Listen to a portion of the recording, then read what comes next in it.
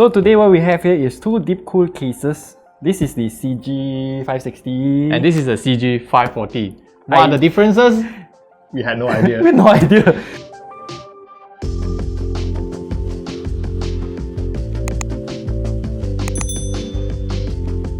And I have a bad feeling about static. Please don't touch me. Oh! CG560 and 540. Immediately I realized front panel is different. Front panel is different? Yes, front panel is different. Yours is acrylic, glass. It's like glass. Yes, it is glass. And then this one is more akin to the airflow light cases. So you have opening here, which is depends on what you like. So if you want showcase that.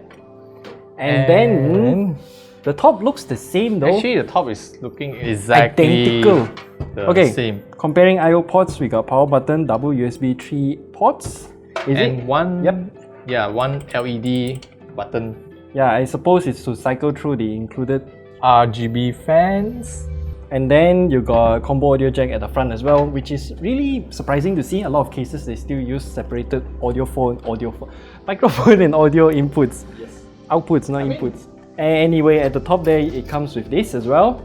Ignore the stickers, it just prevents the thing to... Yeah, the sticker is just there to like keep the air filters from dropping out during shipping. Yep, so that's good actually. So fan filter is magnetic.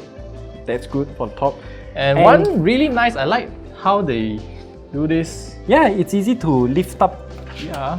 And then at the top here, you can see, this is surprising though. You see the spacing between the motherboard tray and also the fan screw. Same goes to this one. It's exactly the same. Exactly the same.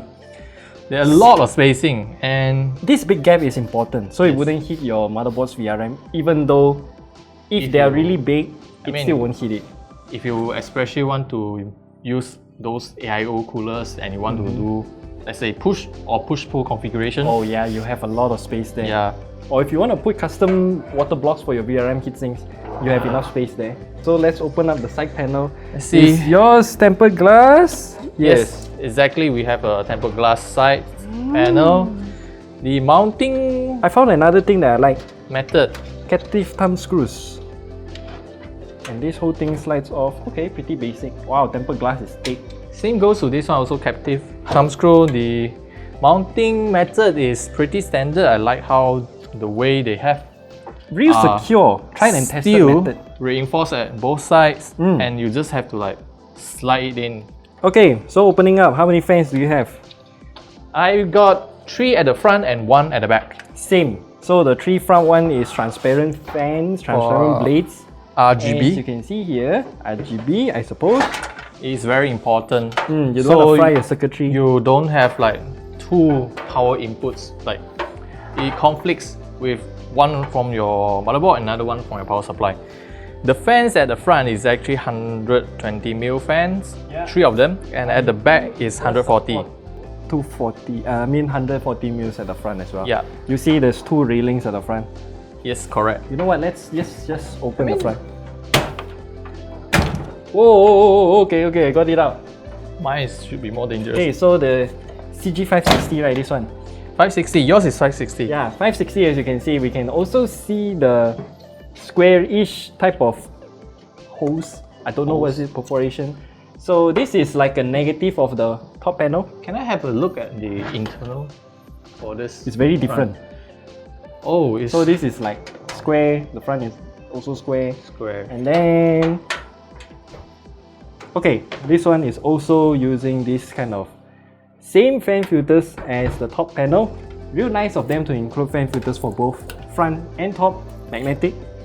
That's good. Now you get a good view of the front fans as well, so triple fans. All of them RGB. Even the filter itself is square. It's kind of weird, right? Everything is square. Is this for cable management route? Yes, it is. You have how to say those just route everything in railings. Okay, that's nice. So you can hide everything here.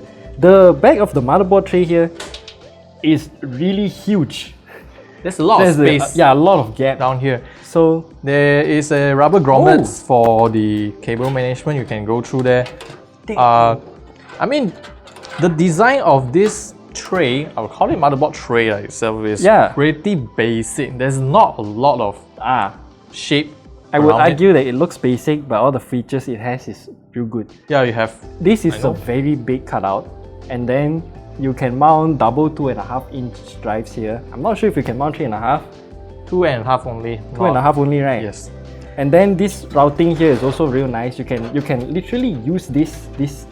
I mean, you have two ways to like route the cables, either here or here. Yeah. And there's a lot of place for you to like tie the cables to, you know. Yeah. And then you see my two thick fingers can literally go in between this part here.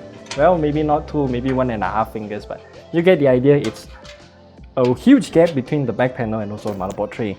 Yes, and this is the Rgb controller. So when you press this button, this is the controller that's responsible to change all the RGB lightings at the fan. I am quite confused why they included RGB lighting but not fan control.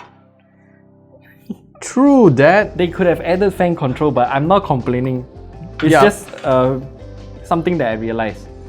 Now, speaking of just now we talked about the drive mounting options. 2.5-inch drive behind the motherboard tray. At the bottom here, we actually got a hard disk compartment. You can actually mount like two 3.5-inch drives. One at the top, one at the center. At the center here. What other things you can see here is actually the hard disk tray. You can move it one slot to the front, but by default it's already moved to the back, so that's appreciated. The reason why you want to move the hard disk cage is because you want more space for cable management, for your power supply. Yeah, in case you use those high power, long power supplies. Yeah, long power supplies. You just need to like remove these two screws here, and you can slide it off and then reposition it to the front. I don't think you need it though, since this case, I mean, you can put the cables on top of the cage anyway, so... Yeah. Okay, since you flip the case like this already, is this magnetic? This is... I think yes. Not magnetic. Then how are you supposed to slide it in? Let me just show you. Okay. They have like, I don't know, you call this pegs or what? Notches. Notches. Reverse notches. Technically, it's still a notch. Okay. So you have to like position it, line it well to the... Yeah, then you need to pinch it. Pinch it a bit to like position it in place. I would expect them to put magnetic fan filters at the bottom as well, but if there isn't, I also am okay with it. I mean, it works lah, still. At least there's a fan filter. At least the fan filter there. Okay, and hit me with the price. Wait. So the CG540 with the tempered glass front panel is priced at 289 ringgit Malaysia.